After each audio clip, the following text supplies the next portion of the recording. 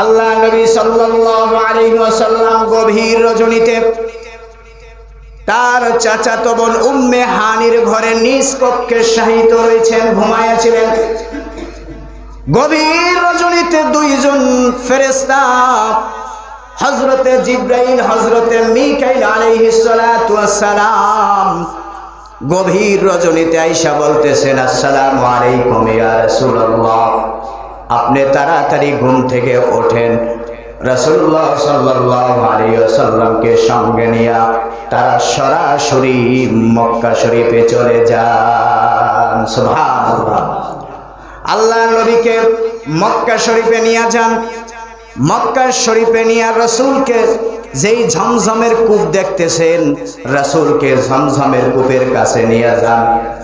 ঝমঝমের কূপের কাছে নিয়ে হযরতে জিবরাইল মিকাইল রাসূলুল্লাহ সাল্লাল্লাহু আলাইহি ওয়াসাল্লামের বুকে অস্ত্রোপচার করেন। রাসূলুল্লাহ সাল্লাল্লাহু আলাইহি ওয়াসাল্লামের কলব মোবারক এবং হৃৎপিণ্ড বের করে তারা ঝমঝমের পানি দ্বারা ধৌত করেন।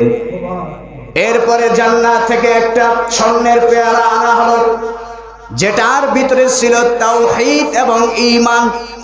তাওহীদ এবং ঈমানের দ্বারা রাসূলের কলবকে পরিপূর্ণ ভরে দিয়ে আবার যথাস্থানে রাসূলের কলবকে স্থাপিত করে দেন।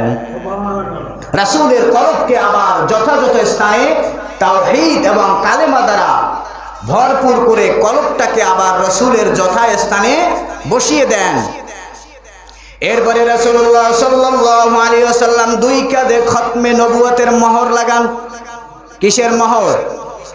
খতমে নবুয়তের। রাসূল যে পৃথিবীর শেষ নবী, এই সিলটা রাসূলুল্লাহ সাল্লাল্লাহু আলাইহি ওয়াসাল্লামের দুই কাঁধে ফিট করে দেন দুইজন ফেরেশতা।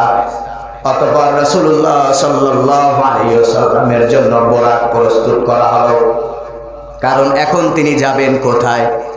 আল্লাহর কাছে। বলে তাফসীর বিদ্বান বলেছেন, বোরাক এটা ছিল একটা জান্নাতি জানোয়ার, যেটা খচ্চরের চাইতো ছোট, গাদার চাইতো বড়। বলে বোরাকটার গতি কেমন ছিল? একজন মানুষের দৃষ্টি যত দূর যায়, বোরাকের এক পা থেকে আর এক পা তত দূর গিয়া পড়ত। সুবহানাল্লাহ। বোরাকের এত গতি, মানুষের দৃষ্টি শেষ প্রান্তে যেখানে যায় সেখানে এক পা পড়তো আর এক পা থেকে এক পা। আল্লাহ নবী সাল্লাল্লাহু আলাইহি ওয়াসাল্লামকে বোরাকে উঠাবেন, এমন সময় বোরাকটা ছটবট করতেছে, ছটবট।